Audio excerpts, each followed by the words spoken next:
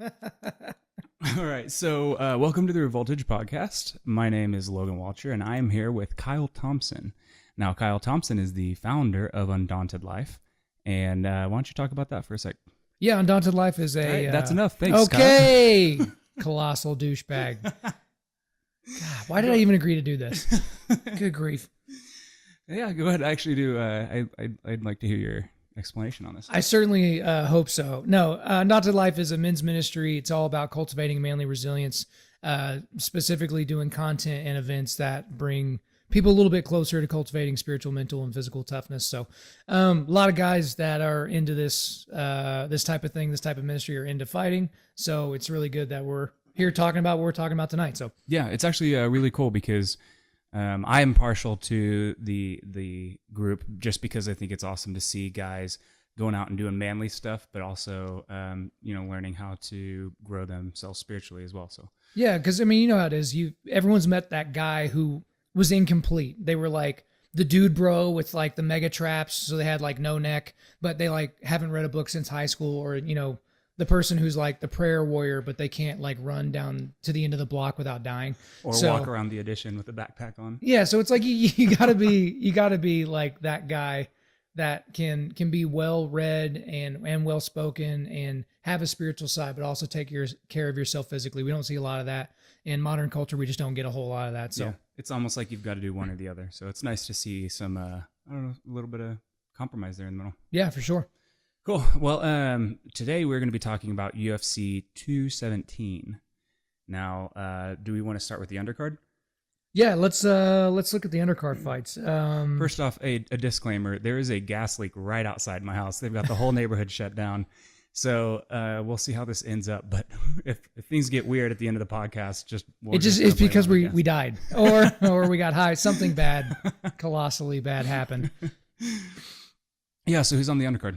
On the undercard, pick one. Okay, yeah, I'll pick one fight because not all these fights. Well, the fights could end up being doing well, but probably the fight I'm most interested to see on the undercard is the first one that's on the FS1 prelims, and that's Randy Brown versus Mickey Gall. So if Gall sounds familiar, it's because that's the guy who beat the brakes off of CM Punk. Thank God. He talked trash and called him out, and that was kind of how it was. But this is really the first UFC fight of Mickey Gall's career. CM Punk, I don't know what in the world that was. I'm really glad I got to see it. Can you imagine what would have happened? Just the world would have stopped turning had CM Punk gone out there and won.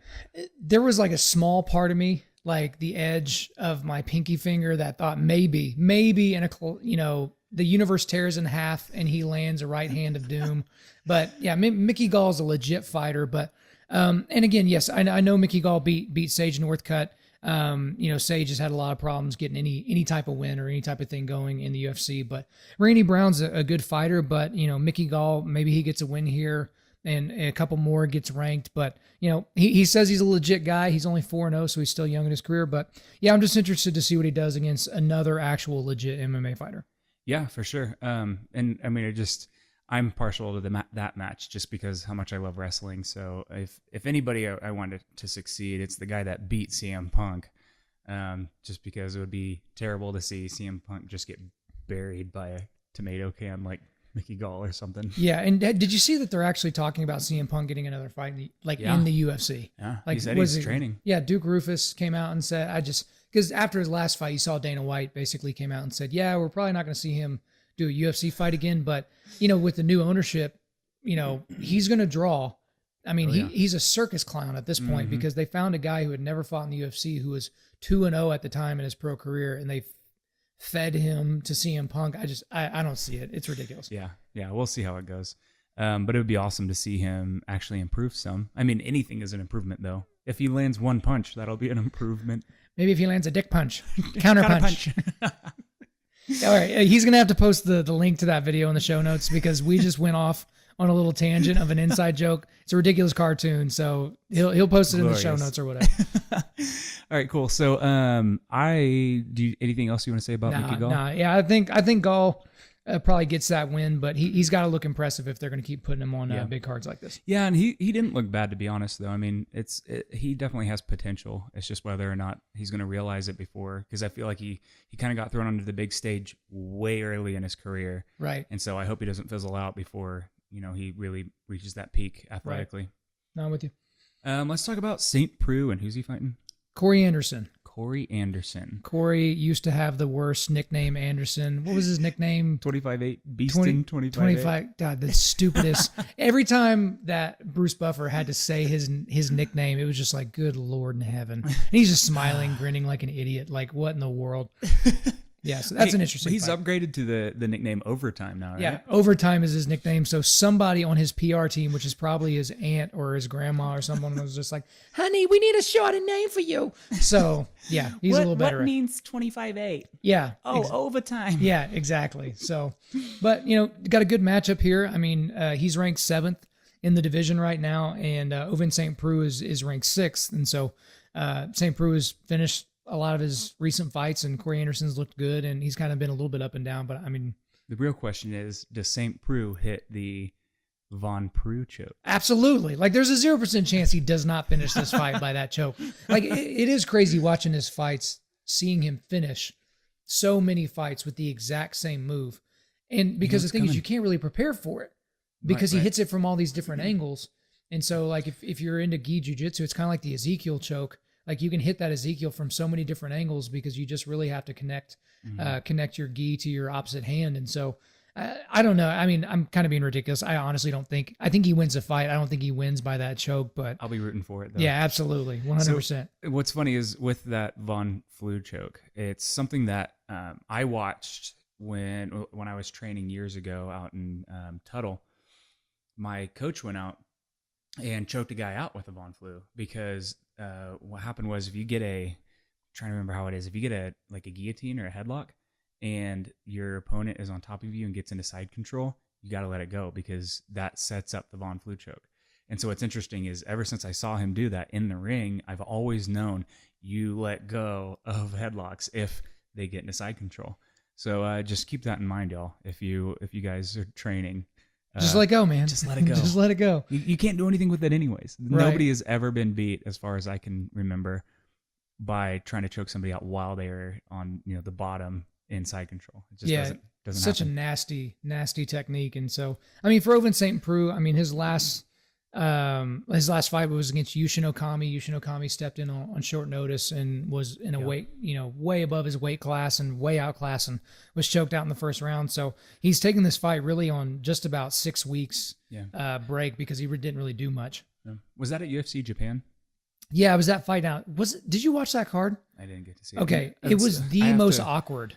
Like, because the Japanese crowd is always very, very respectful. But I remember watching videos of all the Pride fights, and the crowds were going nuts. But this was like one of the most subdued crowds. And I don't know if it wasn't because there wasn't like a massive Japanese star other than Yushin Okami, but he was kind of an afterthought because he was added to the bill so late. Honestly, it's part of the culture. Every time they're over there, it's really weird. Part of it is because when they see this, they see it as a legitimate sport. There's they're kind of a warrior culture. They're based, with the feudal Japan and all that. I mean, war is in their blood, so they have such a deep respect for it. And so when they're watching this, here in America or like in other places, they're just like, knock his head off, I mean, Brazil being a perfect example. Brazil is intense. Like, they are crazy over there. And people they've joked that they needed to be flown out of the stadium because they're afraid to walk the streets after beating a Brazilian out in Brazil. Right. Whereas like the Japanese people, though, they just have this, you kind of touched on it with the respect thing. They see it in such a different light that it's almost like golf, Yeah. They just kind of sit back and they just quietly watch. And then when something happens, they'll cheer. But even in like when I was watching the pro wrestling stuff out in Japan, the crowd just is not crazy. They don't get crazy. Now they'll say stuff, and every now and then you'll hear them yell out one of their people's names or whatever. And this is pro wrestling. We're talking about like, crazy, like supposed to be entertainment, not sports stuff, and they still treat it as just a lot of reverence, high level stuff. A whole lot of reverence around it. So yeah, it's really cool. But yeah, I mean, it's got a decent undercard. You also, the two other matchups are Walt Harris and Mark Godbeer, and then the last fight before the big card is James the Texecutioner Vick, which clearly I hope he wins just by virtue of his nickname. He wins by nickname. And then Joe Duffy's going to fight. So it's always good to see an Irishman on the card, and that kind of rounds out the rest of the prelim fights. Awesome, looks good. So who's the main card here?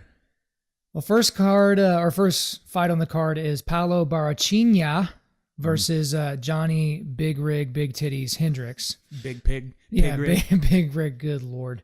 All right. So with that fight, I mean, the other 4 cards on the fight are incredibly interesting fights, and a lot of people have talked about them. This is kind of an afterthought, which is kind of crazy to say a former champion is an afterthought on the card. But I mean, how do you see this one working out? I mean, I don't think Johnny Hendricks even makes it to the arena. Right. He loses by cheeseburger. Yes. But that's the thing with him now. Like his entire wrestling career, never misses weight, and now he can't make weight. Like, so I'm with you, and there's not really a clear fight on the undercard that they just bring up to the main card. So yeah, I mean, I got to be honest, I don't even know if this fight was at heavyweight, I'd have some concerns. Like it's been that bad for Johnny Hendricks. Well, and the real question is too, you say that he never missed weight and all this stuff, and then out of nowhere he starts missing weight. He stops knocking people out. I know where you're going. Yeah. Mm-hmm. What do you think? Do you think that he's been since beaten USADA? By USADA? Right. Since USADA, he has not had any highlight reel finishes and his struggle with weight. You're completely right. And so I always hate to be the guy. I'm a big baseball fan as well. I hate to be the guy to be like, well, this guy had really big biceps, so he probably took steroids. Because, I mean, there are truly gifted athletes, and there are people that work really, really hard, and they can have really nice athletic bodies for their sport. But the evidence is just so striking in this case that could be a potential thing, because maybe he loses his motivation. Maybe he reached the top of the heap and then lost his motivation right at that point, and, stopped caring, and then, lost discipline in his life. And it just so happened to be around the time of USADA. But it is kind of interesting. I don't know that we saw this precipitous of a drop off from anybody else exactly in the UFC. Yeah, especially if you could see a visualization of it. I mean, you could see, if you looked at his like win percentages and his like finishes and stuff like that, and then you could visually see the drop off that he's had when you see that USADA tick mark come in. I mean, it would just be amazing just to see how far he's fallen. Yeah, so let's assume Johnny Hendricks does actually make it to the arena. He doesn't drink gravy at the weigh-in or whatever he does. I don't know that this is a good fight for him. I mean, to be honest, there's not a whole lot out there about Barachinha. But I mean, he's 10-0. He's an undefeated fighter.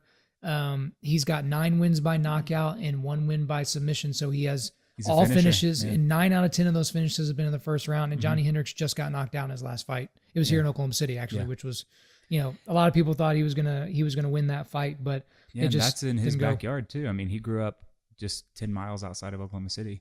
And Tim Boetcher's like, don't care, papile. So, but yeah, I mean, it's not a super interesting fight to me. I don't know about you, but it's just like, I think that's, let's go ahead and move on to the next fights type of a fight. Yeah.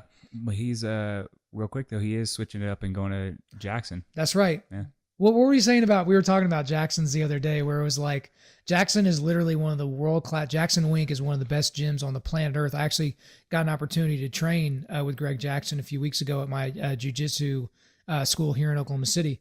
And I mean, super cerebral guy. He knows how to break down fights. I was telling you offline here, but he broke down the, what most people consider to be his gym's biggest breakthrough, biggest upset, I guess, is Holly Holm over Ronda Rousey. Yeah. But he broke that fight down like to a T. And he's like, before walking in there, we knew everything that Rousey was going to do. We knew how she was going to build off of it. But well before the knockout, he said, we knew we were winning that fight from the moment we got in there, because Ronda was chasing her and blah, blah, blah. So I think if anybody could resurrect the career of Johnny Hendricks, it is Greg Jackson. But Greg Jackson is not going to be living with Johnny Hendricks. He's not going to be controlling his diet. He can't control whether or not the guy's motivated. And I mean, at the end of the day, what is Greg Jackson going to be like? Hey, Johnny, you're a great wrestler. You should wrestle more. Like, I mean, would it really take Greg Jackson to do that? You know what I mean? So I have heard from people who are familiar with this gentleman that he is not the sharpest tool in the shed. Yeah, I've talked to a lot of his old training partners, and I mean, they just said he was, not only was he a bad training partner because he wasn't a very, very smart guy, smart fighter, but he would always complain. That was one thing that just last week, a guy that used to train with him said, if the mats were too sticky or if the mats were too slick, he would literally leave practice and protest. He would leave practice. Like all his teammates These are mats there. are too all his, sticky. Yeah, That's exactly. it. I'm going to It's like, I'm McDonald's. flipping around everywhere. This is just unacceptable. I'm taking my potpourri and I'm leaving. Like, I just don't understand.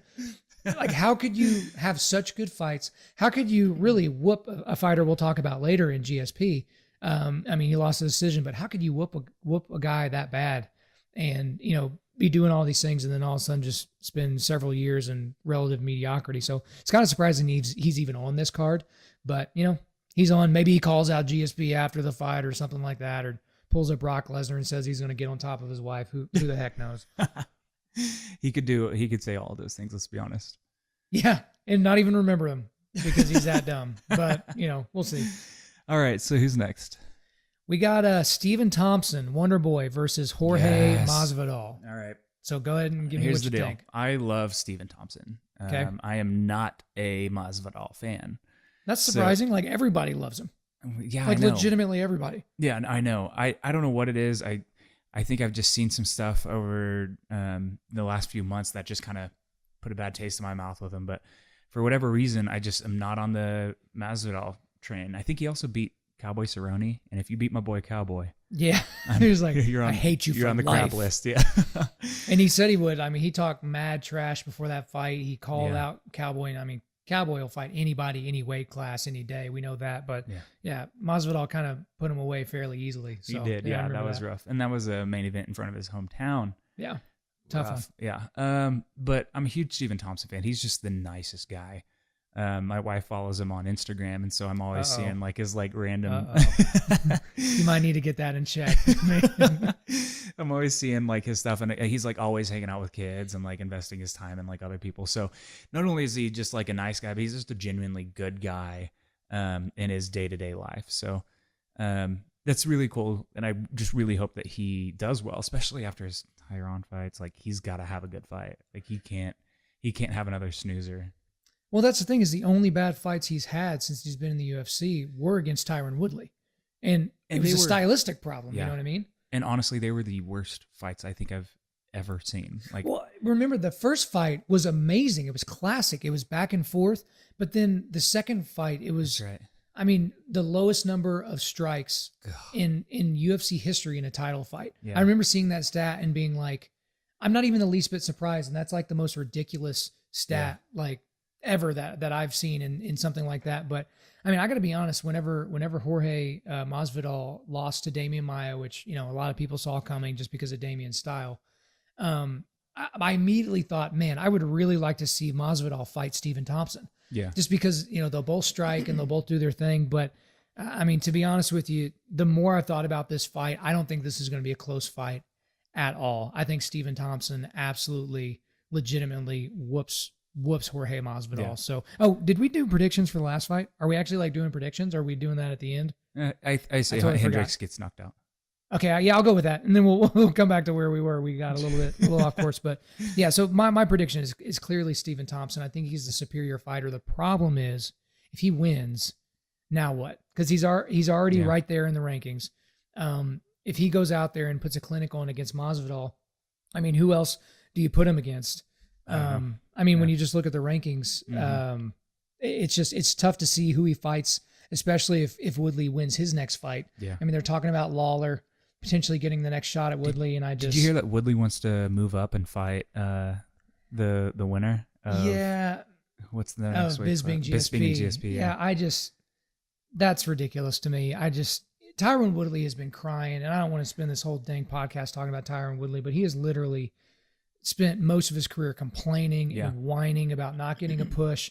And it's like, he hasn't cleaned out the welterweight division, because I'll go ahead and we'll go through like the top 6 or 7, or we'll just do, the top 6 or 7 for welterweight. It's Robbie Lawler is 1 right behind Woodley. 2nd is Stephen Thompson. 3rd is Colby Covington, who just had a big win over the weekend over Damian Maia. Up, what? Yeah, he moved up 4 spots to number 3.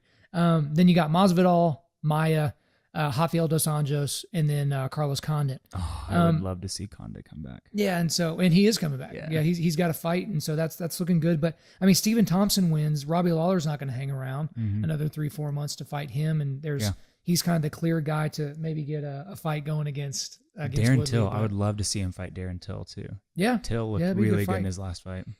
Yeah, and you know, I think Donald Cerrone is clearly out of that picture right now. Womp womp. Yeah, but sorry about you, but that's kind of how it goes. But Attila's one of those guys that I could see, definitely moving up to, clearing out some of the guys ahead of him too. I mean, he's so crisp and clean with his striking, and he's a guy that I think is just a matter of time before he's, top 5.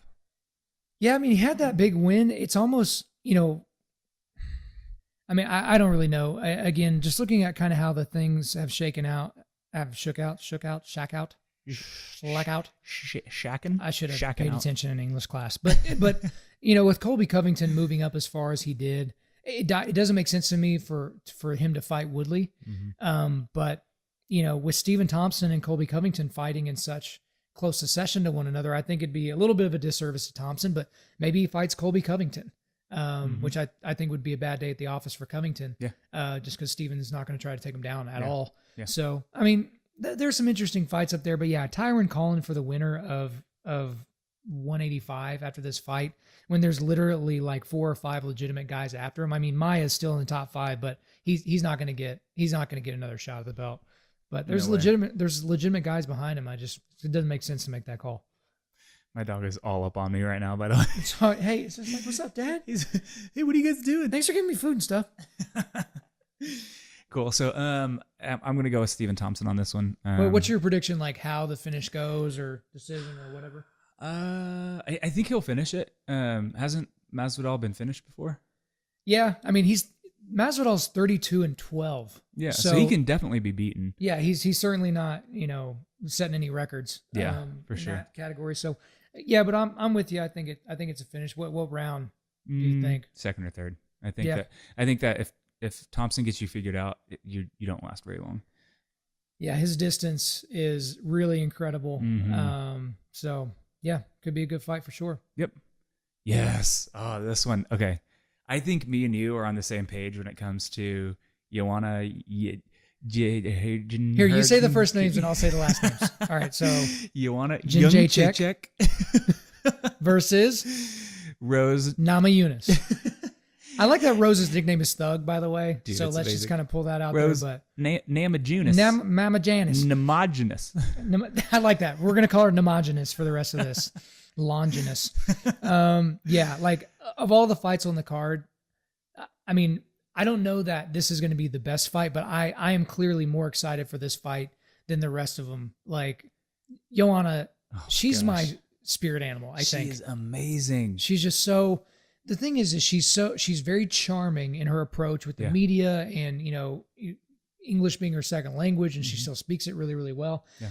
But she just says things, and she just bullies people. Like she bullies these girls verbally going into the fights, and then bullies them big time once they get in there. Physically, I mean, she's lost some rounds, but the way she comes back after it, and that's what's scary is you can't beat her in 3 rounds. You got to beat her in 5. Well, you're great when people say, well, they've lost rounds before. It's just kind of like, but that's kind of the legit thing is like, but I mean, Joanna she beat Claudia Gadelha and Jessica Andrade, who are both legitimate killers, like legitimate certifiable killers in that division. Possibly men. Won't go there. It's 2017. You can't say those things. But no, but I mean, they are these girls are stacked more than anybody in that division. So, they are beefcakes for sure. They are in a, physically speaking, they are in a class all of their own. I agree with that. I mean, they literally build muscles like men do. So, I mean, it's crazy to see that she's this like tall, slender girl that you wouldn't think, she looks skinny, straight up skinny. And she's, like you said, bullying these big, jacked up girls and making them look like amateurs. Right. And so you see some fighters that try to beat the other fighter at their own game. So if they're a great wrestler, then they're going to beat him with wrestling. If they're a great striker, beat him with striking or something like that. But Joanna doesn't have to do any of those things because Rose Namajunas, she fought for a title once. It was early, it was in the Ultimate Fighter finale. She lost that fight but in the very next fight for that champion, Joanna absolutely destroyed her. And so that's the thing in this fight is I want to say that it's going to be much more, it's going to be much, I want to say this is going to be a really good fight. I almost wanted to say this is going to be the first in a trilogy, but this doesn't become a trilogy unless Rose wins this fight. Yeah. Rose has lost 3 fights in the octagon, so she's Probably the best thing I saw was by Brett Okamoto over at ESPN. He said the only way that Rose beats Joanna is it not on the cards at all. It cannot go the full 5 rounds. She's got to catch her in a scramble and get her in a quick submission. Yep, that's the only way I see it happening. I mean, but against Claudia and against Andrade, like she gets into those situations and she just pops right back up. It's like she has springs on her hips. Like she just gets taken down and pops right back up. So you score the takedown, but it's almost like it never happened. She's like the female Polish Chuck Liddell. Yeah, I can see that. Yeah, because it's like, I mean, everybody knows what Chuck is going to do. He's going to go out there. He's going to keep his hands on. He's going to knock you out. It doesn't matter. Defend the takedown. Yeah, yeah, you just can't. Yeah, it doesn't matter if you try to punch him in the face. It doesn't matter if you take him down, because even if you try that, it's not going to happen, and he's going to knock you out. Right. Like that is Chuck Liddell's game plan. That's the same with Joanna. She's going to punch you in the face until either the bell stops or the ref stops it. Right.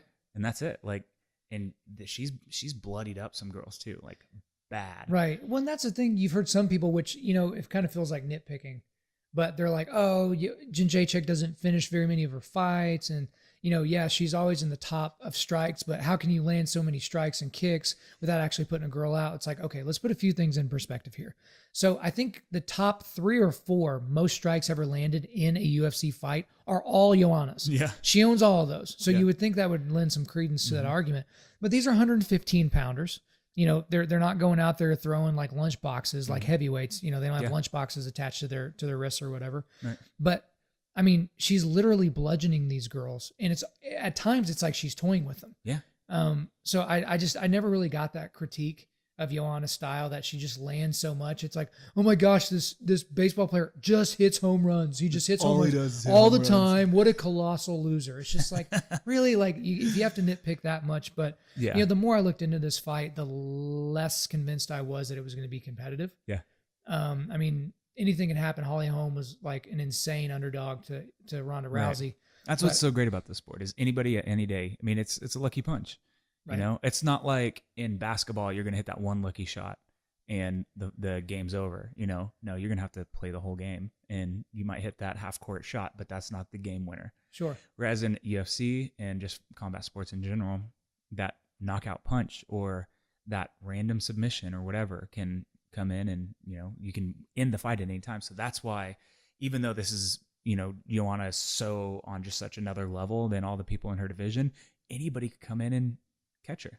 Well, let's talk about a couple of things as well on Joanna. So let's say she wins this fight. I think when we give our predictions, it's sounding like we're both going to be on the same page. Oh no, Nama Yunus all the way. She's going to knock her out first punch thrown. Conor McGregor, Jose Aldo. If you could have seen my face when he started saying that, I was like, oh my gosh, is he serious? He's joking. What a loser. It took me way too long to come around to the fact that you were joking. But okay, let's talk. If she wins this fight, if that doesn't happen, if she doesn't get killed with the first punch, where does this put her all time? Because this title defense would tie her with Ronda Rousey, but also where does it put the rest of this division?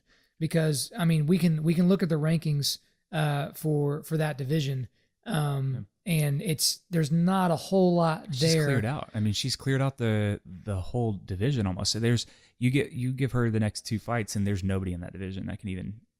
I mean, she's already done it. She's already cleared out the division. Rose is not going to be a competitive fight. It's going to be a fun fight because Rose is tough as nails, but I just don't see how anybody in that division, especially the further you get down the list, like you're looking at, like Randa Marcos, this is number 14. She is, I mean, that's not even close. That's not even in the same universe as Joanna.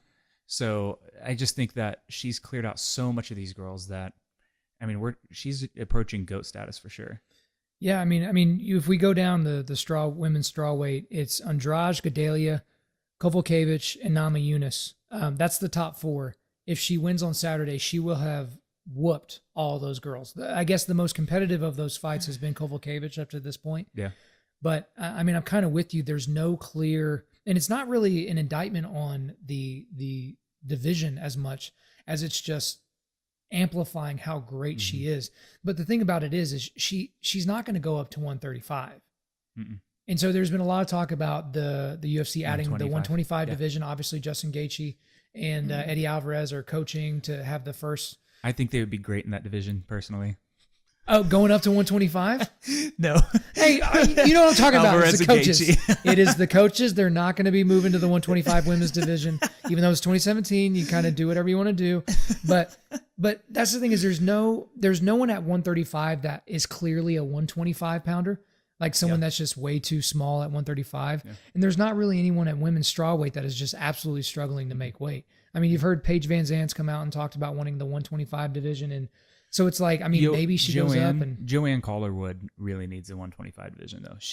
There are a couple girls in there that are really pushing it, and they're just off by a couple pounds. There's another girl. God, I can see her face. I can't think of her name though. But she fought. I think she fought JJ and just got messed up. I can't remember her name though. But she was in the 120. She was trying to get down to the 115. Yeah. And she just stopped at 117. And I think there are a couple girls, but I don't know if there's enough to fill up a whole division and take away from the 115 division. So it just sucks because I think as the divisions and as women's MMA develops, they'll finally have room for a 125. But for right now, I don't think they'll be pulling too much away from 115. Yeah, I agree with that. And kind of getting into her status, I think it's, people want to say that's all relative and all similar, but it's kind of hard to judge the women's divisions versus the men's because the women's divisions were so thin for so long. I mean, that's why Ronda Rousey could have went on the bludgeoning tour that she went on for so long, because there weren't a whole lot of legit fighters. Yeah. And now you have fighters like, Nunes and, Shevchenko and all these other fighters that are in that division that are legitimate. Even Holm, man. Right? Yeah, and Holly Holm, I mean, just legitimate strikers and killers. And so it's kind of hard putting her in that GOAT status. I mean, a lot of people now, the sexy pick is Demetrius Johnson, which that's another debate for another podcast, I guess. But I mean, in terms of importance, like she's not even anywhere near the stratosphere of a Conor McGregor or a George St. Pierre or a Chuck Liddell or any of those types of things. But she is so clearly dominated all of her fights, and she's done it with grace. And she's also talked just enough trash to kind of be brash and do those different things. She's an absolute legend in Poland. This is her second time she's been on a big fight card in Madison Square Garden. Tons of Polish people in New York come out to those fights. So I mean, I think it certainly puts her in the conversation of greatest of all time. I mean, easily top 10, and you could probably debate putting her in the top 5. And I mean, she's young. There's no real end in sight for her in terms of immediate. It's just, if she beats Nama Yunus, then what in the heck is next? Yep. They just start pulling number 15 down. Like, start picking people out of the crowd. Yeah. So let's do predictions on that fight. What do you think? I'm going to say 4th or 5th round TKO, because she doesn't stop. She doesn't slow down. She will just keep punching and punching until something stops. I'm going to make you define it. 4th or 5th. Which one are you taking? 4th. Late 4th. 4th. For whatever reason, I agree with what you said earlier. Rose is a very, very tough fighter, and she doesn't really have that quit in her. And if Joanna doesn't knock her out, she'll be able to hang and survive. Mm-hmm. So I would put Nama Yunus's toughness right up there with Gedalia and with Andrade. And so I honestly think this will be a decision victory for Joanna. I can easily see it being a 50-45, or maybe there might be some 10-8 rounds in there. But I think Rose survives to the bell, but it's going to be a bad, long night for her. Yeah. Who's up next? Oh, Cody No Love. TJ the Snake Dillashaw. A long time coming for this fight. I mean, that Ultimate Fighter was a long time ago. It's going to be awesome, man. So, I mean, for those that don't remember, Cody had to drop out of their last fight because he was having some back issues. And then you saw TJ Dillashaw, said he would go down and fight Demetrius Johnson in the interim, and that didn't end up working out. Such a mess, by the way. Yeah. I mean, we could do an entire podcast just on all the stuff that almost happened. Right. Just with from Demetrius that one little thing. Like almost shutting down an entire division in the UFC because Uncle Dana was throwing a temper tantrum. Yeah. Yeah. And there's a lot that could be discussed right in there. I think this fight is technically like going to be one of the more impressive fights to watch because both of those fighters are very, very technical fighters, and they're just incredibly incredibly talented. The thing that I kind of wanted to start with, even talking about this fight, is, they have that common opponent, Dominic Cruz. Cody Garbrandt absolutely embarrassed Dominic in a way that Dominic's never been embarrassed.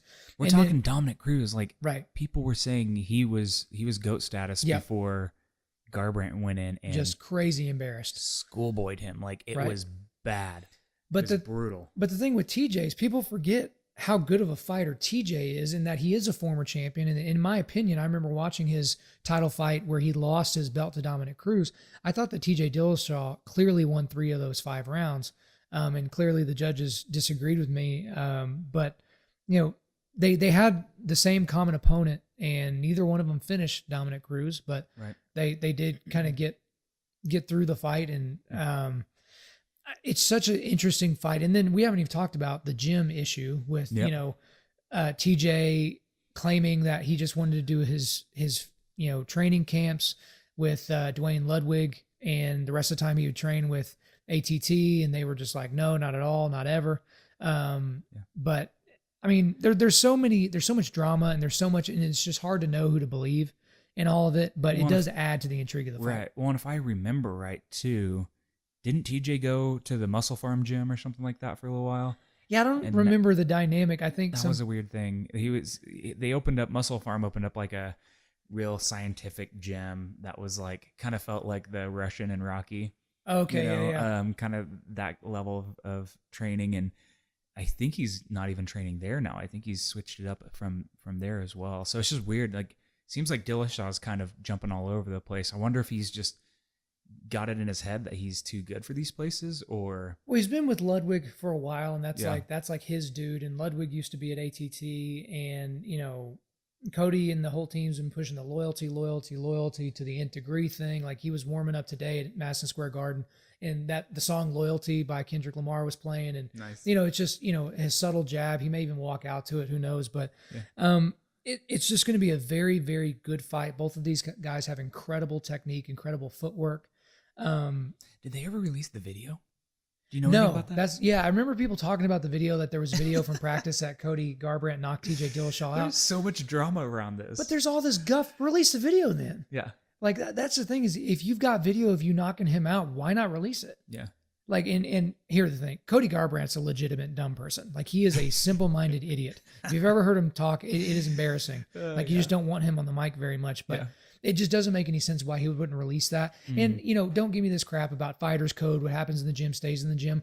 These two have been talking about the stuff that went on in the gym constantly, pretty much without ceasing for a year now. Yeah. I mean, he could stop the entire argument just by one click of a button, just upload, and that's it. And then everybody stops talking about it. He's not going to break some fighters code and I mean, nobody complained when Conor McGregor uploaded him dropping Malinaji, yeah. I mean, it wasn't like people weren't like, how dare Conor McGregor break the sacred bonds that us as fighters hold together. Well, it was completely different in that situation too, because it looked like maybe some creative editing, like what happened the rest of the time, but it was clearly a knockdown. But this is, if you knocked him out, you knocked him out. Yeah. You landed a clean punch, he went down, and the sparring session was over.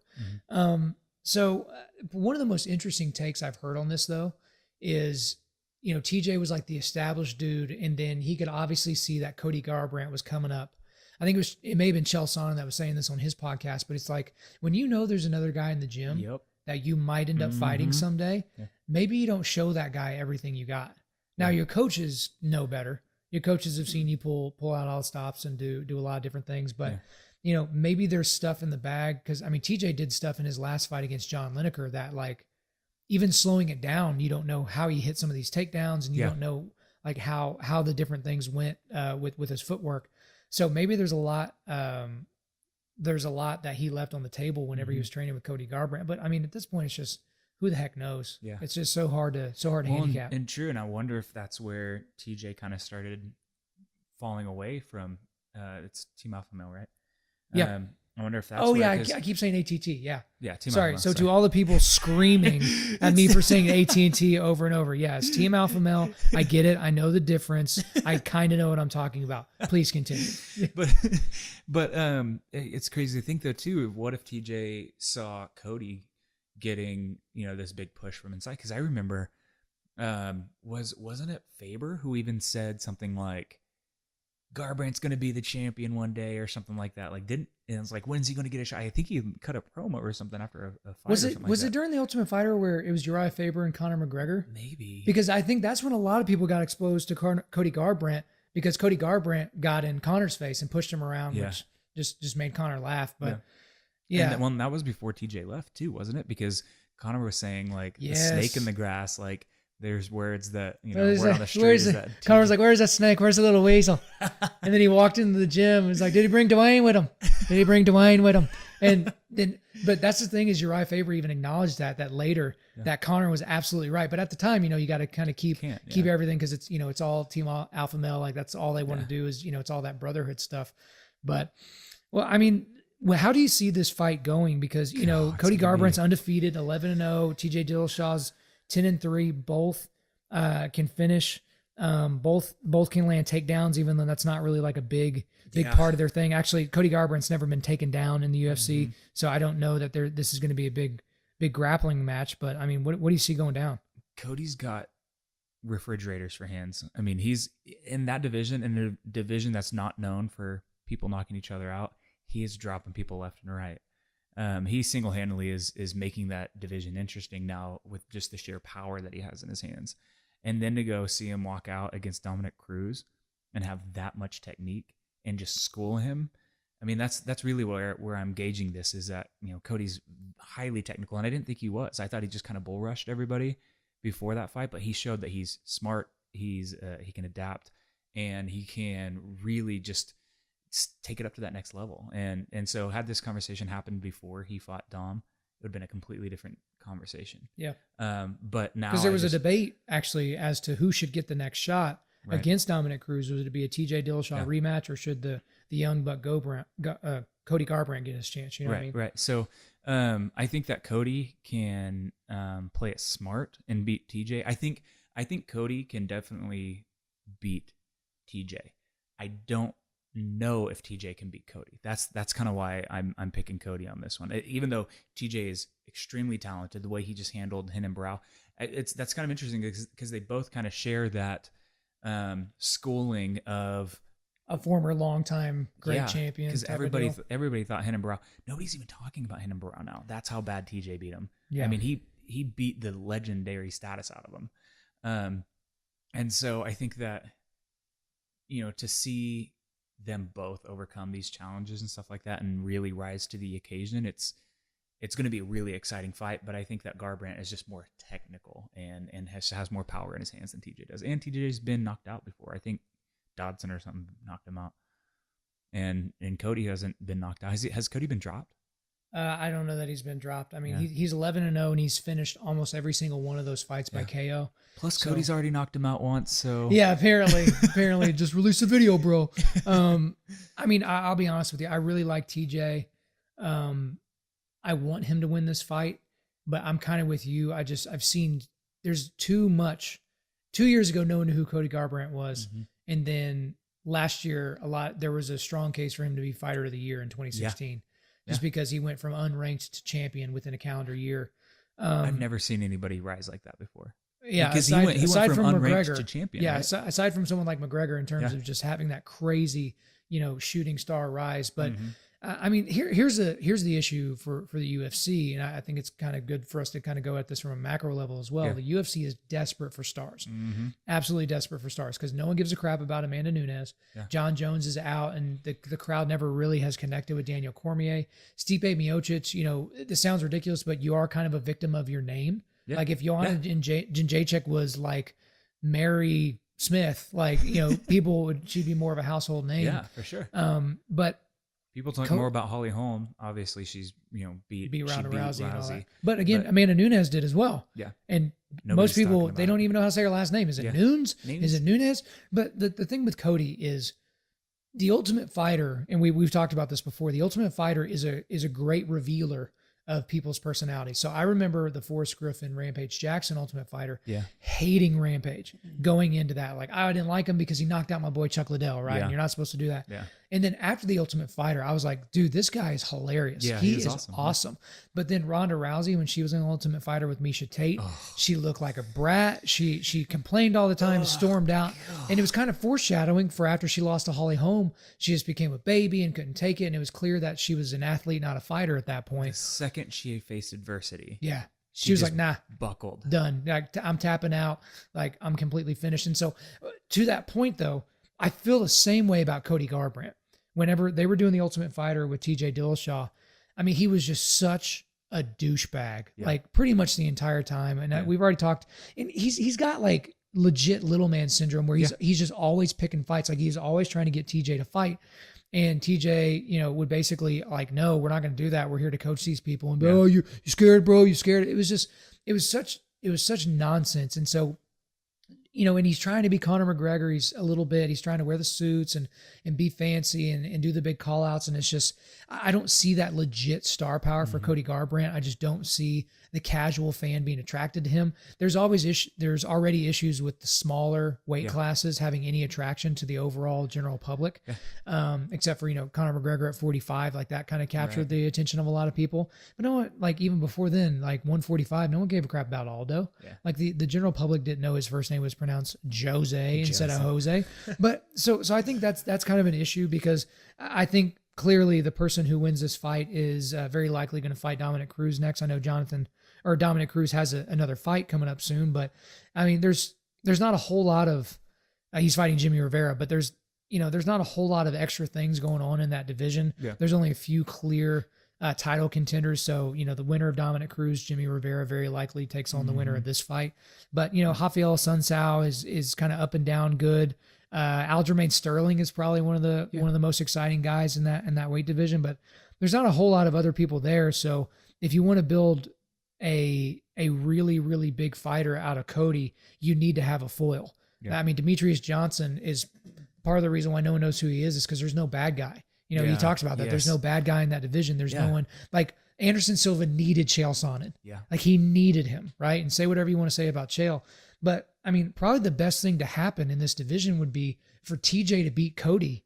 And then there's kind of a three-headed monster there of Cruz and Cody and Dillashaw all fighting each other again. You know what I mean? I agree. I totally agree. I think there's two directions they could take this division. It could be either that crazy trifecta at the top where they're all just trying to fight each other and sort out the top three, or I would love to see Cody or TJ, either one of these guys, start clearing out the division. That would be the best situation. The worst situation would be if these guys just keep getting dropped left and right. You know, just like in their fights, you know. I just think that if it passes and it keeps passing along, people are going to lose interest in the division, especially just in the UFC as a whole. You know, they don't have anybody that's huge, the huge draw anymore, and because these belts are being passed around so much. I mean, when Michael Bisping is champ. Ugh, yeah, we're about to get into that. Yeah. Well, let's go ahead and wrap up with what's your prediction for this fight? I think Cody Garbrandt wins this fight. Do I think he's going to goose cock him? I don't know, man. I think that Cody Garbrandt. Okay. Goose cock him. All right. So you don't think he's going to goose cock him, or you do think he's going to goose cock him? I don't think he's going to goose cock him. Let's say 5-round decision, but I think Cody beats him with footwork. Yeah, I can see the 5-round decision. I mean, Cody Garbrandt, he can literally knock the pumpernickel out of you. So it's just an absolute, but at the same time, I have enough belief in TJ's footwork and his head movement. I think this is going to be a 5-round fight as well. So again, my prediction in the fight before this with Johan is 5-round fight, entertaining 5-round fight. I don't see a way in hell that this is a stinker. Like of all the fights on the main card that I think there's a 0% chance this is a terrible fight, it's this one.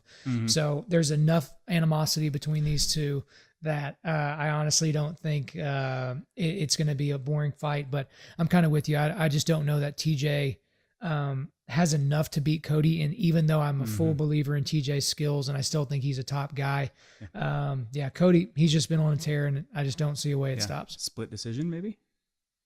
Is it that close? Or is Man, it like 3 rounds to 2? yeah. I mean, I would be tempted to say that, but I think it's going to be more like a 4-1 kind of sort of one of those lopsided decisions, almost like a la John Jones when he fought DC the first time. Yeah, yeah. I mean, you know, It was close. It was competitive, but DC the looked really good. He was never really in really bad trouble, but it was so clearly John Jones's fight. He so clearly won 4 of those 5 rounds. But I mean, there were some people that had it 3 rounds to 2 Jones, but it doesn't change the outcome. 3 rounds to 2. Nobody 4 to 1. Nobody was saying that Cormier won, but he was still competitive. Not at all. Yeah. Not at all. Who's that old guy? Main event. Who's both of these old guys? George's St. Pierre. St. Pierre. George Rush St. Pierre. Old Man River. All right. So first off, I have to ask, how do you feel about George St. Pierre as a fighter? Are you on the George St. Pierre is awesome train? He was the greatest of all time. Nobody could touch him. Or are you on the, he didn't finish fights, he was boring? I'm way more on the former. Yes, when he lost to Matt Serra and he got knocked out, that changed him forever. Oh yeah. But also when the UFC went to, every main event was going to be, well, I guess that's a dumb point. He was going to be fighting in 5-round fights anyway. But GSP after that fight said, I'm always going to be able to fight my fight for 5 rounds. Mm-hmm. And so he took a whole lot less risks to do huge damage just to be a blanket on these guys. And so which is why he can come back right now. You know, honestly, had he gone in and just gotten into wars every time we went out and just, like some of these like Gaethje does, I think that sort of St. Pierre would not have been able to come back. And how long has he been? 3-4 years? It's 4 years. He's had 4 years out. And yeah, I mean, he's fighting the current, this is so dumb even saying it, the current middleweight champion, Michael Bisping. Michael the Count Good Lord. Bisping. But I mean, I'm with you. He didn't take a lot of damage. He's an incredibly athletic guy. It wasn't like he took 4 years off from working out. He was still doing 2-a-days for the last 4 years. Yeah. I got to be honest with you, man. Well, I guess beforehand, you answer the question you asked me. So what is your opinion on George St. Pierre and his fighting style? Okay, so I had respect for him. Knowing what he could do to guys, I was impressed by his performance. I am not impressed by your performance. But he was just so boring. I couldn't get behind him. But I think absence kind of makes the heart fonder, and so it's nice to see him come back. And I'd love to see if he can do now what he was doing then, because UFC is different. He was fighting when Chuck Liddell was a thing. He was fighting when Rashad Evans was on top of the world. When he was last fighting, Conor McGregor was not a thing. Right. Conor McGregor was not in the UFC yet. Right. Just think about what that has done. Yeah. I mean, you made John this point. Jones or any of those guys that are just the new generation. It's luckily in George's defense, he's fighting a guy that's also from the old school last generation of fighters. Yeah, and I mean, you and I were talking about this earlier with George. Is the entire landscape of the sport has changed because of the casual fans that were brought in by Conor McGregor and Ronda Rousey. Mm-hmm. I keep hearing rumors because Joe Rogan said on his podcast like a week ago that they're not selling well. The tickets for Madison Square Garden are not selling well for this fight. And that originally, before they put him up on this fight, that the UFC was doing basically crowd or fan research on, how recognizable George was and how many people were excited to see him return and all those different things. And there were so many fans that just had no concept of who GSP was. It's kind of like if you were born in, 2001, who Michael Jordan is, but you never really got to see him play. So you don't you have no clue how great he was and how great those Bulls teams were in the 90s. Well, and I think too was, the people who were watching this back in, wasn't he like 2007 or something like that? He's been fighting for a long time. Yeah. So the people that got to see that kind of meteoric rise and him overcoming these legends and, Matt Hughes, a couple times he beat BJ Penn. I mean, he beat these guys when they were in their primes and he was beating the legends of the time. So we have that fresh in our minds. But the people who came in, even at before his last couple matches, he was starting to become controversial because some people loved him, some people hated him. So, you take in all the new fans that have no idea who he is, and then all the fans that hated him for being the decision master. Yeah. I mean, you're really catering in this fight to that's the small segment nowadays that remembered him and loved him and are excited to see him. So I don't know. It's kind of interesting. I'm not surprised that the general public is not just lining up in droves to see this old guy fight. Well, even for me, I would consider myself a hardcore fan. As soon as this matchup was rumored, I was like, this is dumb. This is clearly never going to happen because this is super stupid. Yeah. And then as soon as it was signed and then forgot about and then signed again, the matchup never made sense to me. And it never made sense to me for a lot of reasons. One, George has never had a fight at 185. He's only ever fought at 170. Yeah. Second of all, if George wins, is he really going to fight Robert Whitaker and Yoel Romero and like Luke Rockhold? Yoel and like would destroy him. I mean, it's the fight doesn't make sense in a lot of different areas. It wasn't like the general public was like pining for this fight. You know, there was kind of an uproar back in the day of fans that wanted to see Anderson Silva fight George St. Pierre just because they were both so great and had defended their belts for so long, and they were in adjacent weight classes that were right next to each other. Chris Weidman happened. Yeah, and then Chris Weidman happened, and then you know George, he retired and semi-retired or whatever. But I've never been excited for this fight. It's an intriguing fight, but I mean the videos coming out with George, like he looked like a dang underwear model at 170. Yeah. But 185, he just looks a little bit chunky, still super athletic. There's just so much in this fight that doesn't make sense. Yeah. And George has a very smothering style, but Michael Bisping is really good with defending takedowns.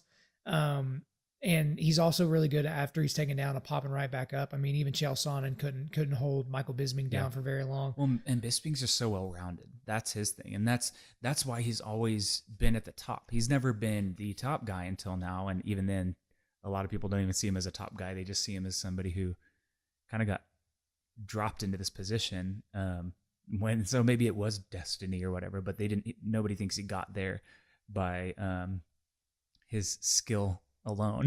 Yeah, well, and here's the thing: is all credit to him going in on 12 days notice and knocking out Luke Rockhold. Mm-hmm. Like, you really can't diminish that because he had been beaten by Rockhold before. He was finished by Rockhold before, and Rockhold did go in there. He didn't take him seriously. He fought with his hands down and his chin up. But he got caught. Michael Bisping won the belt. But since then, he's been a Buster champion. He fought the number 15th ranked Dan Henderson in England in a fight that I had scored 3 rounds to 2 Dan Henderson. He got dropped twice, and those rounds weren't, and he got dropped bad twice, and those rounds weren't scored 10-8s. Yeah. Some of those rounds went against him, and it didn't make a whole lot of sense. So he hasn't been this great champion. And so it was Hendo's swan song too. Let's be honest. I mean, that was him riding off into the sunset. And I was actually cheering for Hendo because I would have loved to see Hendo just get that belt that he's been so close to so many times.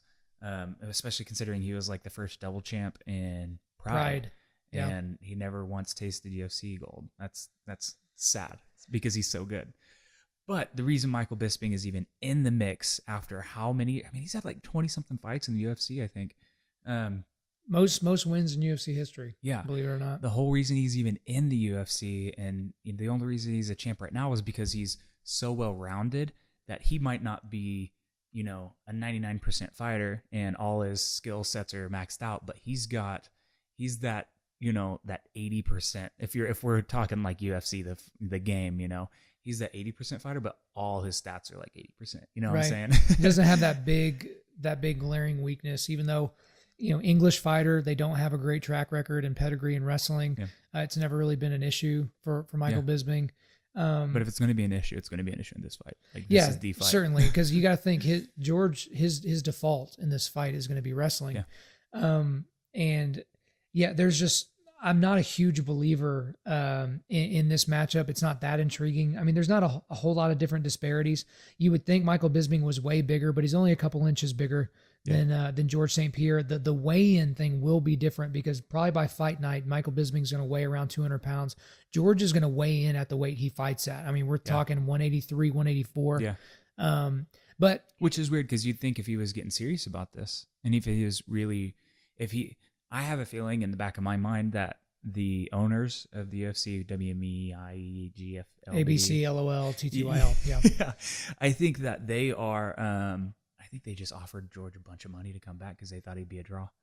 I think that they're looking for anything to get some numbers right now because, and even further back, I think that Dana, when it was time to put the UFC on sale, the Zuffa brothers and all them, they're ready. If you look at the fights that they were putting on, it was like all Conor McGregor, it was all Ronda Rousey, it was all it was John Jones When he wasn't in jail. Right. It was all those people. And I think they front loaded their sale and they said, yeah, here you go. You look at all these numbers that we're pulling. This is what you can get. And they saw that. It's definitely been a tough year for the UFC this year, post sale. Now that Ronda's out, now that Conor's boxing, now that John Jones is drugged up. I mean, it's like, I think WMEI or I have no idea. I think what it's WMEING. Yeah. Whatever. The alphabet company. We'll call them that. All those people are now out of the picture, and they're just like, we have no money draws. Yeah, I mean that's a really good point. I think George St. Pierre, they brought him in to reach that demographic, but it was interesting they do this in New York and not Toronto. Yeah, that was kind of interesting because put Michael Bisping on a bill. Yeah, like it doesn't really matter. I mean, of course he'll draw in England, but he was going to draw the same in Vegas as New York as Toronto. Yeah, so there's not going to be a big contingent of people hoping to God Bisping wins that fight. Right. But so you have to wonder: is George St. Pierre motivated? Is he really wanting to come back? Because if he was motivated and he knew that he was coming back at 185. You'd think he'd be walking around 205 pounds right now. Well, and also he was talking about coming back at 155. Right. Like before this whole Bisping nonsense came up. Yeah. What's pretty clear to me in this, and it's one of the only things that is clear about this matchup, is George and his coaches saw an easy fight in Michael Bisping, and they saw a terrible fight in Tyron Woodley. Yep. Like, so that just seems so apparent to me. I mean, Freddie Roach is going to be in GSP's corner, which is kind of cool. This is his first mixed martial arts bout that he's going to be cornering a fighter. I love Freddie Roach. Yeah, I mean, so that's going to be interesting because the whole time that Freddie was coaching Manny Pacquiao, he was coaching Manny Pacquiao while GSP was fighting the UFC, so it never really worked out for him to corner George. Cool. But the thing about it is it just doesn't. Real quick, with him in the corner, I'm not making fun of him, but he's a little hard to understand. Is that going to be an issue? Is he going to be trying to be yelling things? I don't think he's going to be that coach. Okay. I don't think he's going to be that kind of coach. He's the coach that he did his coaching already. Yeah. He's going to coach in between rounds, give him some pointers, but they have a game plan for Michael Bisping. Mm-hmm. There's nothing interesting about Michael Bisping. Yeah. There's no new skill that we're going to see, almost 40 fights into his UFC career or into his MMA career. We're just not going to see that. So it's going to be pillow hands. It's going to be lots of volume. Flurries. It's going to be a lot of circling. It's not going to be. I'm interested to see if Bisping can stop the takedowns. I think he could outpoint GSP. Yeah, My dog is very interested in the podcast right now. Well, but that's the thing is with it being at 185. Well, I'll talk about this from about a week ago. One of George's old MMA mentors, I can't remember the guy's name, but he said he's been watching some of George's sparring sessions, and he's like, I don't feel good about this matchup. Is he still George. training with him, or is this I think this is a former guy. So he doesn't have any ties to say. He's he not has, obligated to. Yeah, and so Yikes. he pretty much said that he doesn't see it in his eyes anymore. He doesn't see it in GSP's eyes that he wants this. And Michael Bisping, I hate to say that he made a good point this week, but he looked right at George and he says, "You're an athlete. I'm a fighter." Yeah. And so, which I mean, who the hell matters? There's going to be a winner on Saturday, and they're both fighters. One may be more athletic, but it just kind of is what it is. But I really think there's so much that the UFC wasn't expecting. They weren't expecting this to not be a draw, but I mean, did they really expect Michael Bisping to be a top of a bill guy and draw big anywhere other than Manchester or London or something like that? I didn't see the wisdom in this fight card because they've got to know there's no way they're going to have lightning in a bottle like the last Madison Square Garden card. Yeah. Where you had Joanna on that fight card. You had the first Woodley Thompson fight, which was amazing. Chris. Yeah. And then you had one of the greatest performances I've ever seen when Conor McGregor getting his second belt. Yeah. Knocking out Eddie Alvarez. So they got to know. Wasn't Chris on that fight too? Chris and Yoel? Was that? Was it? Oh yeah, he had that flying knee of doom. I think was in that fight. God, that was horrible. Yeah, but it looked like Captain Falcon. Yeah, well, such a crazy fight card, and it pretty much delivered from top to bottom. Yeah. Couldn't have been a better night for the UFC. Yeah. Like I told you, I don't think the first fight with Hendricks is going to be very good. Thompson Masvidal could be a stinker. Now the last 3 fights could all be awesome, but I mean, to be honest with you, I think that all 3 of the last fights could go 25 minutes. Mm-hmm. I legitimately think that. Now, Joanna and Namajunas and Garbrandt and Dillashaw, I think those will be exciting the entire time. I'll be honest with you. Normally, before I do stuff like this, podcasts or predictions, like I know going in every single one of my predictions, like up to this exact moment in time, I still don't know who I'm going to pick. Yeah. I'm going to have to pick someone by the time we hit the stop button on this podcast. But all right, I'm going to put you on the spot. Who is it right now? No, let's talk about it. Let's wax poetic about it for like another 5 minutes or something. You go first. My thing is, it doesn't matter if you're George St. Pierre, if you're Anderson Silva, if you're Chuck Liddell, if you're Conor McGregor. If you take 4 years off, you're automatically at a disadvantage. And so the good thing about But wait a minute.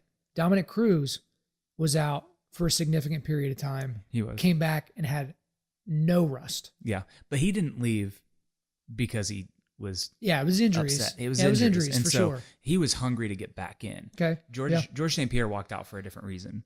So I think that ring rust will be there.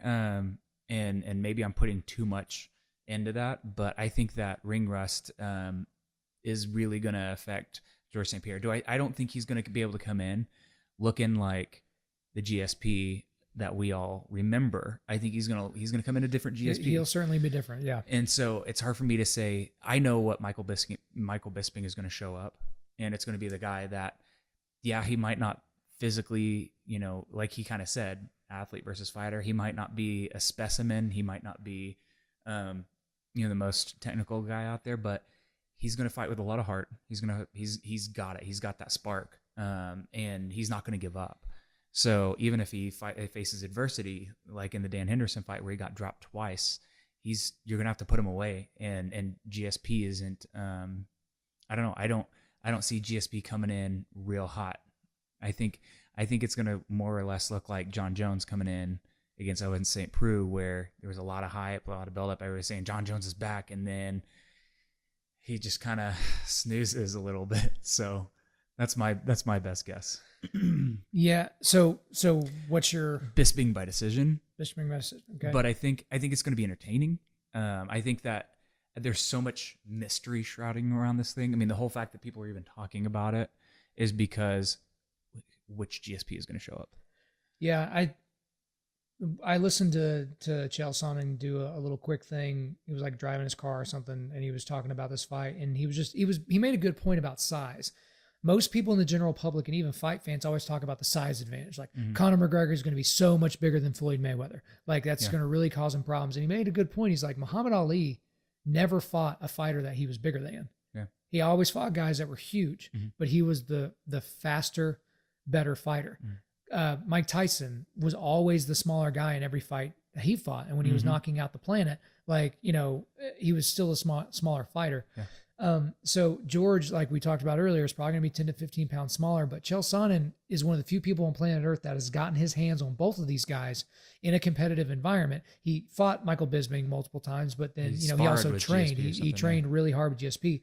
And Chael's like, unequivocally, the stronger man is George St. Pierre. GSP, yeah. Unequivocally. So I guess if I've got to go ahead and throw out a prediction out there, I'm going to say a decision, but I'm going to go ahead and say George St. Pierre. Cool. I think it's a razor thin 3 rounds to 2. I agree. But I think he's got enough in the tank. He's been in the gym for the last 4 years. If I'm going to put my money on anyone to not have ring rust, so just rust, just physical ring rust, not the mental side. Does he want to be there? Does he want to do any of those different things? I see him being able to control at least 3 out of 5 of those rounds to take Bisping down, keep him down, do a little bit of ground and pound. I see him being able to work that jab. I just see that. I don't feel really strongly and really confident about that pick.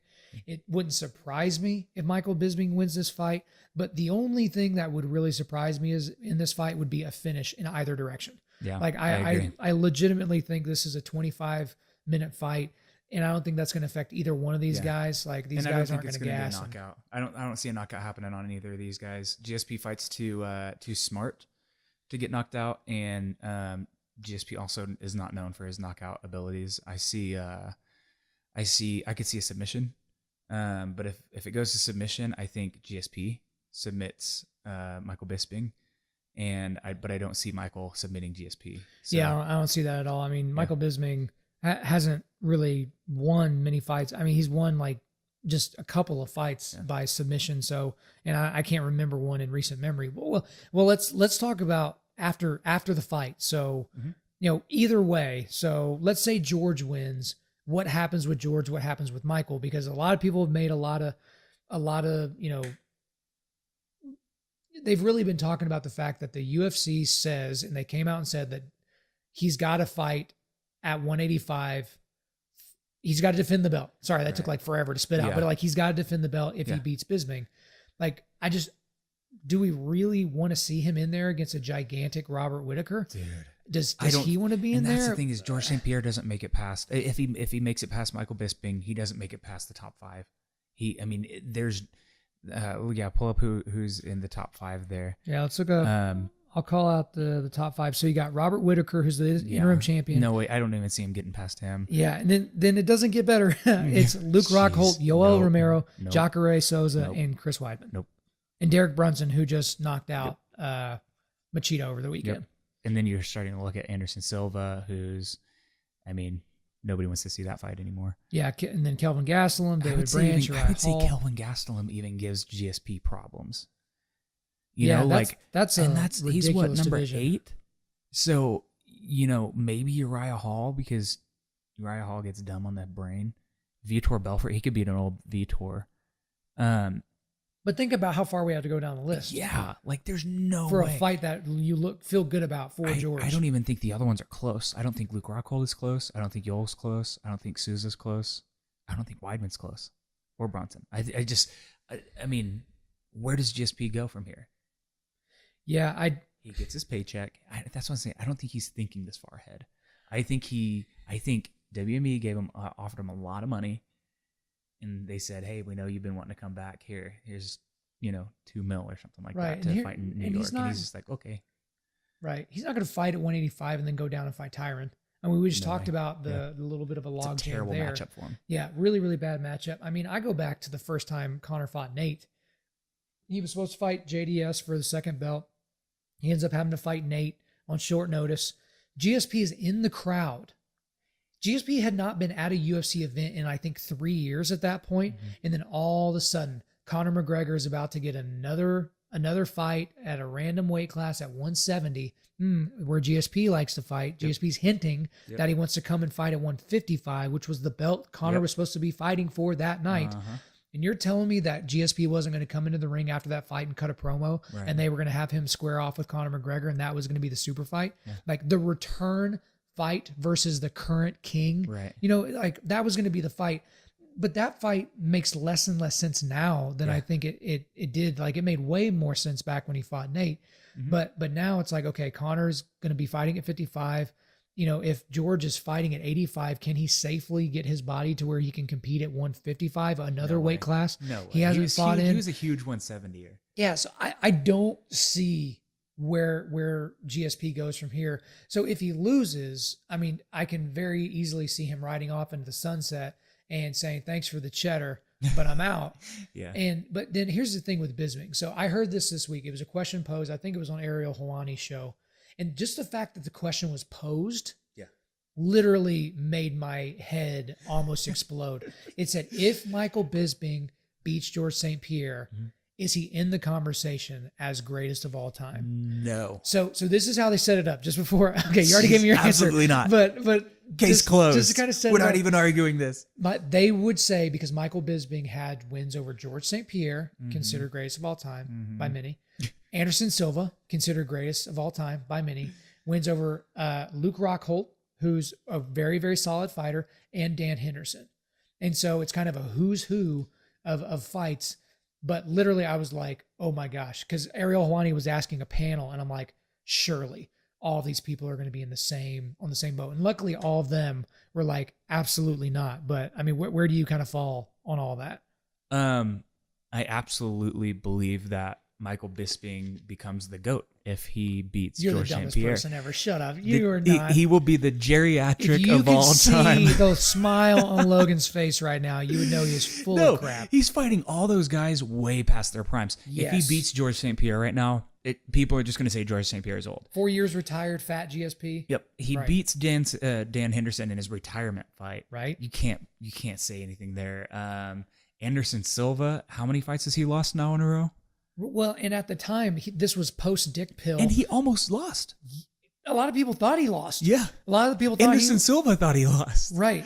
So I mean, yeah, and I just don't see. Yeah, and so one win over Luke Rockhold. Yes, it's an impressive win, but I mean, we're talking about greatest of all time category. You know what I mean?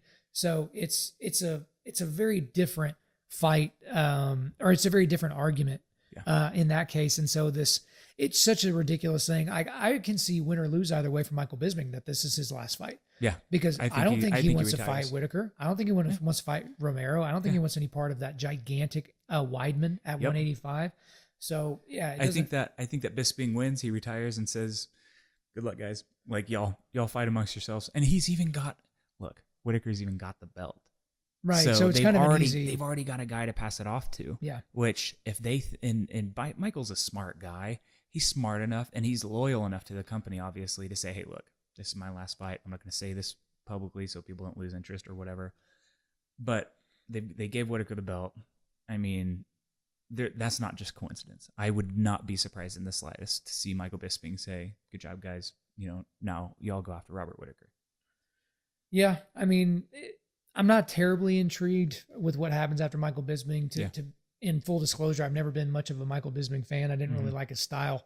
Never really liked his attitude. But it's a somewhat interesting fight. I think people are certainly going to tune in. This is going to be some of the old guard fans are going to be very interested in this. It's pretty much the only way I could get my wife interested in a fight is like, George's fighting. She's like, "Oh, George, he's back." So yeah, so it's going to get not a whole lot of the casual fans because they just don't remember. But it's enough of a bill. But I really do think from top to bottom, this is maybe the best fight card they put on this year. Yeah. There's been some others that did well, but top to bottom, a lot of really good fights, especially the last three. I mean, having three title fights on one pay-per-view is always special. Oh yeah. But the three fights should be competitive, even though, I don't have a whole lot of high hopes for the main event, but all of them should be compelling in some fashion. It's going to be awesome. And I think that's the one thing we can all agree on is that all the fighters on this card are at least people who try to make exciting fights happen. So whether or not if the title passes, if Big Rig makes it even to the night, I think that no matter what, everybody's going to show up. They're going to try to punch each other in the face, and we're all going to have fun watching it. That's kind of the point of fighting, isn't it? Yeah, I think so. Yeah. Cool. Anything else you want to add before we go? No, man, I really appreciate you having me on here. If any of you guys want to check out some of the Undaunted stuff, our website is just www.undaunted.life. We've got a couple of YouVersion Bible devotionals. A lot of people have the YouVersion Bible app, and follow us on social media at Undaunted Life, pretty much on every of the normal channels. And then I'm at Kyle OKC on most of those channels as well. So, but I really appreciate you having me on, man. This was fun. Yeah, dude, it's awesome. Anytime. And I am on Instagram. That's the easiest way to get a hold of me, or just follow me. And it's just Proxima, PROXIMA _bear, BEAR. And that's not a gay thing. Just want to put that out there. I mean, if it was, I wouldn't be able to say anything. So whatever you want to do, man. Wear your panda hat. Do whatever you want to do with it. Cool. All right, guys. Y'all have a good night. Bye.